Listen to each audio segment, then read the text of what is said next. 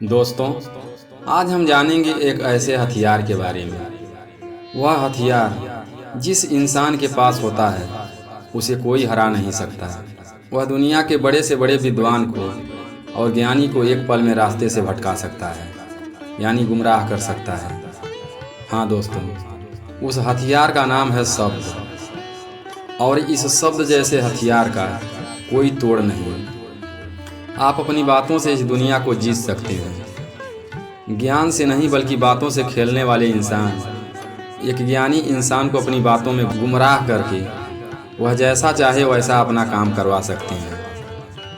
तो चलिए इसे कहानी के माध्यम से समझते हैं कि कैसे बातों से दुनिया को जीत सकते हैं। नमस्कार दोस्तों, जीएस इंस्पायर्ड में आपका स्वागत है। मैं हूं दिनेश गौतम। अगर आप हमारे चैनल पर नए हैं तो हमारे चैनल को सब्सक्राइब जरूर करें और बेल आइकन को दबाकर ऑल को प्रेस करें ताकि अगली वीडियो का नोटिफिकेशन आपको मिलता रहे। चलिए बिना देरी किए कहानी शुरू करते हैं। दोस्तों, आपने देखा होगा कि दुनिया में बहुत से लोग हैं जिनकी शक्ल तो अच्छी नहीं होती, परंतु लोग उनके दीवाने होते हैं। वे लोग बहुत नाम कमाते हैं, शोहरत कमाते हैं और साथ ही साथ बहुत दौलत भी कमाते हैं, क्योंकि उनके पास बोलने की बहुत अच्छी कला होती है। तो चलिए हम जानते हैं कि बोलने की कला कैसे सीख सकते हैं। बोलने की कला सीखने के लिए आपको बहुत ध्यान से वीडियो को लास्ट तक देखना होगा, तभी आप बोलने की कला को सीख पाएंगे और समझ पाएंगे। एक समय की बात है, हिमालय की घाटियों में एक बौद्ध भिक्षु रहते थे जिनकी ख्याति दूर दूर तक फैली हुई थी। उनके पास एक व्यक्ति आता है और कहता है, महात्मा, सभी लोग यही कहते हैं कि चालाकी से बात करो, नहीं तो तुम पीछे रह जाओगे। तुम चालाक बनने का प्रयास करो। तो हे गुरुवर, आप ही बताएं कि आखिर चालाक कैसे बना जाता है। कैसे कोई व्यक्ति चालाक बन सकता है। क्या आप मुझे चालाक बनने के बारे में कुछ बता सकते हैं।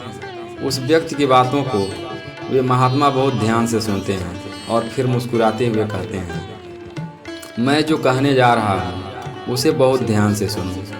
यह बहुत ही महत्वपूर्ण बातें हैं। इन बातों को तुम एक एक शब्द बड़े ध्यान से सुनना और इसे समझने का प्रयास भी करना। अगर इस दुनिया में कोई सबसे ताकतवर हथियार है तो वह है हमारे शब्द, फिर चाहे वह शब्द लिखे गए हों या फिर बोले गए हों।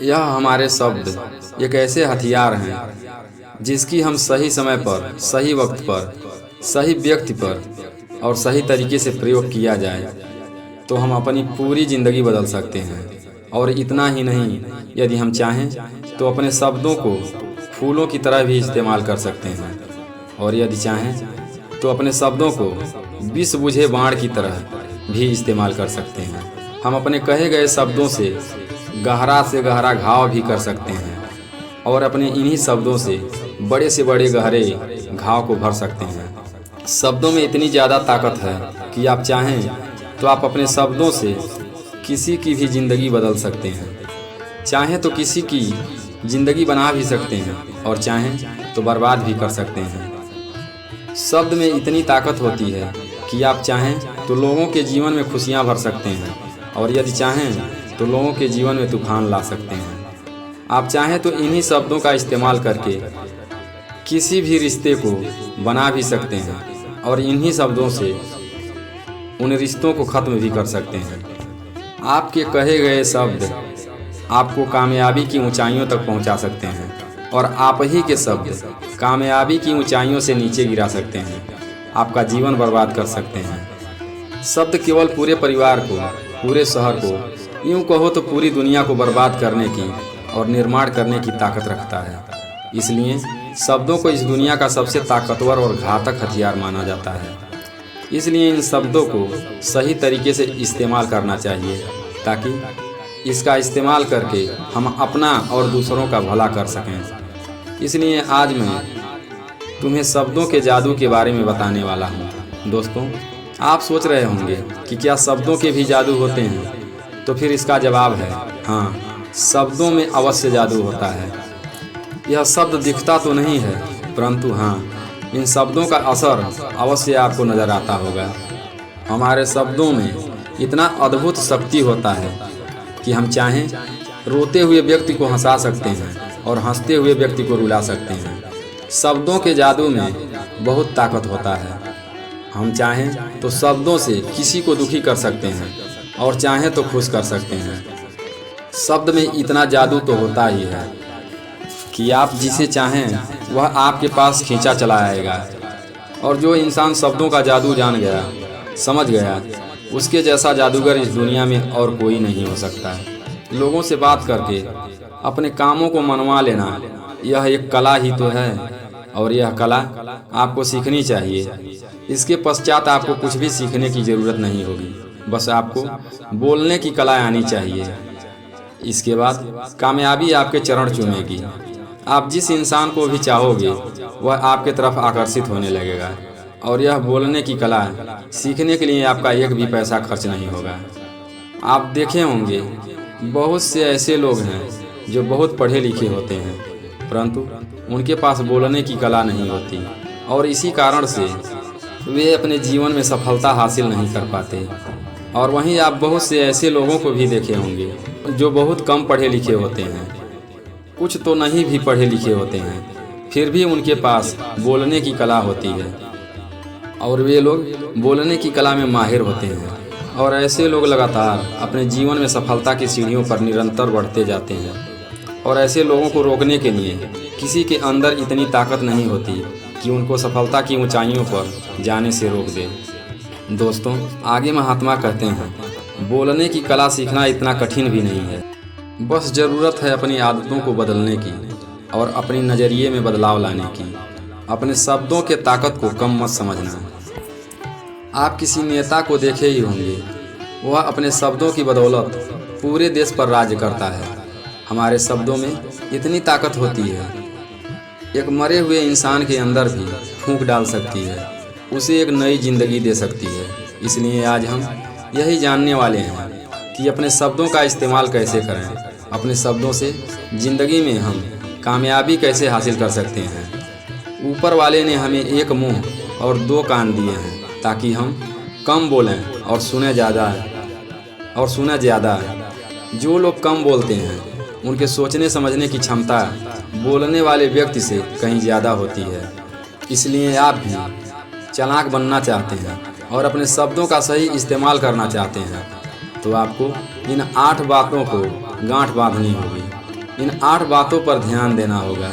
परंतु याद रखना, चालाक होने का यह मतलब नहीं है कि किसी का गलत फ़ायदा उठाओ। चालाकी सीखने का क्या मतलब होता है कि हम अपना और दूसरों का फ़ायदा करें। ना तो किसी का गलत फ़ायदा उठाना है और ना ही किसी को फंसाना है, बल्कि हम जितना ही अच्छे से बात करेंगे लोग उतना ही हमें पसंद करेंगे, हमारे बातों को बड़े ध्यान से सुनेंगे और हमारी इज्जत करेंगे।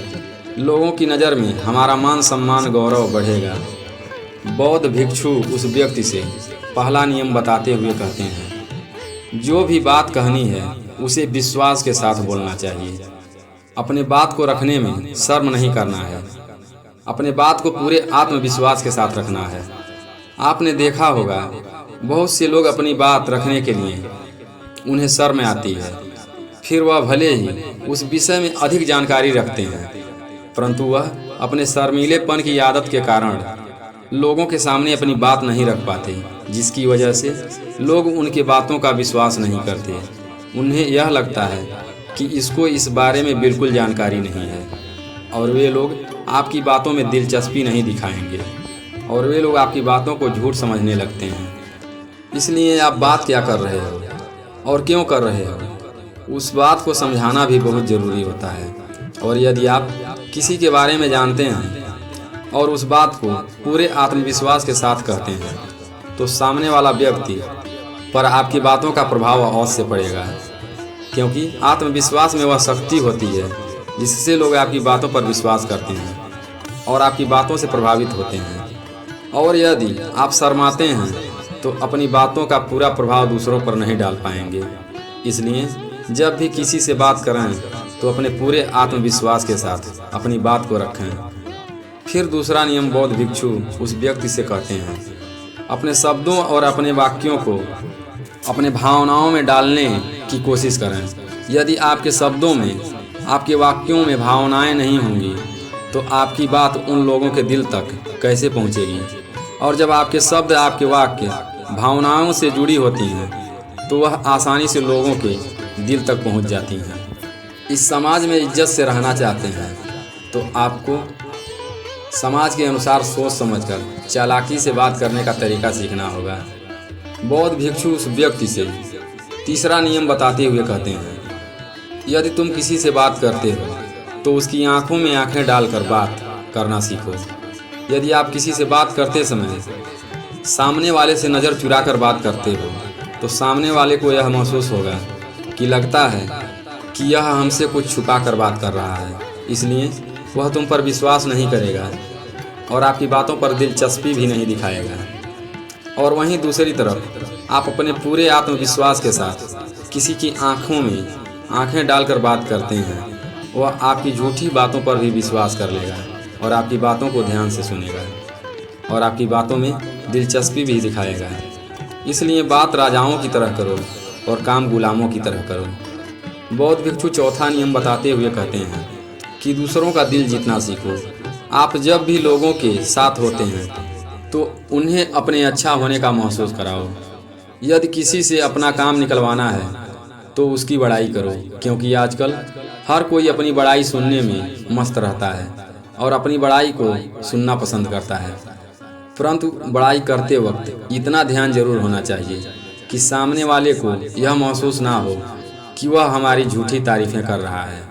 उसको ऐसा भी नहीं लगना चाहिए कि आप उसका मजाक बना रहे हो। यदि वास्तव में कोई व्यक्ति कुरूप है और आप उसे कहते हो कि तुम बहुत सुंदर हो, तो हो सकता है कि वह आपकी बातों को बुरा मान जाए और आपसे नाराज़ हो जाए। इसलिए बहुत सोच समझकर यदि आप उससे यह कहते हो कि क्या बात है, आज तुम बहुत अच्छे लग रहे हो, यह कही हुई बात उसको अच्छी लगेगी और वह आपकी बातों को सुनेगा। इसलिए सबसे पहले उसे वह दो जो वह चाहता है, उसके बाद आपको जो चाहिए वह खुद देने के लिए तैयार हो जाएगा। आगे बौद्ध भिक्षु पांचवी बात बताते हुए कहते हैं, कम बोलो, अर्थात अपने बोलने के तरीकों में सुधार लाओ। ना ज़्यादा तेज बोलो और ना ही ज़्यादा धीरे। मीठे शब्दों का उच्चारण सही और स्पष्ट तरीके से करो।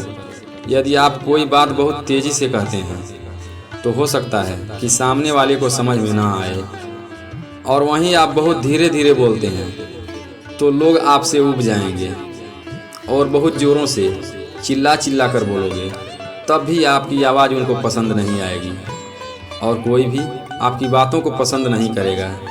इसलिए अपनी बातों को साफ साफ स्पष्ट रखें ताकि आपकी कही हुई बात लोगों के समझ में आ सके। क्योंकि अक्सर देखा गया है, जब भी कोई इंसान बोलना शुरू करता है तो यह ध्यान रहे कि यदि लोग आपकी बातों को 90 सेकंड तक रुचि लेते हैं तो इसका अर्थ यही है कि लोग आपकी बातों को सुनना पसंद करते हैं, लोग आपसे जुड़ना चाहते हैं और लोग आपकी बातों को समझ भी रहे हैं। इसलिए स्पष्ट शब्दों एवं समान गति के साथ बोलना ताकि लोगों तक आपका विचार पहुंच सके। महात्मा छठवां नियम बताते हुए कहते हैं, यदि सामने वाला कुछ बात कर रहा है तो उसकी बात को काट कर बोलने का प्रयास न करें, उसकी बातों को ध्यान से सुनें। बहुत से ऐसे लोग होते हैं जो लोगों के बातों को काट कर अपनी बात शुरू कर देते हैं और अपनी बातों को बढ़ा चढ़ा कर कहते रहते हैं, और यह बातों को काट कर बोलने वाले दूसरों का कुछ सुनना भी नहीं चाहते। इसलिए एक सफल व्यक्ति ज़्यादा से ज़्यादा सुनता है, सोचता है, समझता है और फिर सामने वाले की बातों का जवाब देता है, क्योंकि मान सम्मान इज्जत उसी को मिलती है जो दूसरों की बातों को सुनने के बाद सोच समझकर उनके बातों का जवाब देता है। आगे बौद्ध भिक्षु सातवां नियम बताते हुए कहते हैं कि अपनी बातों को बहुत कम शब्दों में व्यक्त करना सीखो। बुद्धिमान का मतलब होता है कि चीज़ों को आसान बनाया जाए। यदि आप अपनी बातों को दूसरों को कम से कम शब्दों में नहीं समझा सकते तो वह आपकी बात नहीं सुनना चाहेगा, उसे आपकी बातें उबाऊ लगने लगेंगी और वह आपसे दूर भागने लगेगा। दोस्तों, आपने देखा ही होगा कि आपके आसपास कोई ऐसा व्यक्ति जरूर होगा जो कि अपनी बातों को बढ़ा चढ़ा कर बोलता होगा। ऐसे में आपको उसकी बातें अच्छी नहीं लगती होंगी। ठीक उसी प्रकार जब आप भी ज़्यादा बोलेंगे, घुमा फिरा कर बोलेंगे, तो सामने वाले को भी ऐसा ही महसूस होगा। बौद्ध भिक्षु 8वां और आखिरी बात बताते हुए कहते हैं, लोगों की मदद करना सीखो। जब भी आप किसी की मदद निस्वार्थ भाव से करते हैं तो सामने वाला व्यक्ति हमेशा आपकी मदद के लिए तैयार रहता है। जब आपको आवश्यकता होगी तो वह आपकी मदद अवश्य करेगा, क्योंकि उसके बुरे वक्त में आपने साथ दिया है, उसकी मदद किया है। इतना कहकर वह बौद्ध भिक्षु शांत हो जाते हैं और वह व्यक्ति भी इन सारी बातों को सुनकर बौद्ध भिक्षु को प्रणाम कर वहाँ से चला जाता है। दोस्तों, कहानी कैसी लगी कमेंट में ज़रूर बताएं। फिर मिलते हैं एक नई कहानी के साथ अगली वीडियो में। तब तक के लिए अपना ख्याल रखें। कहानी लास्ट तक सुनने के लिए धन्यवाद।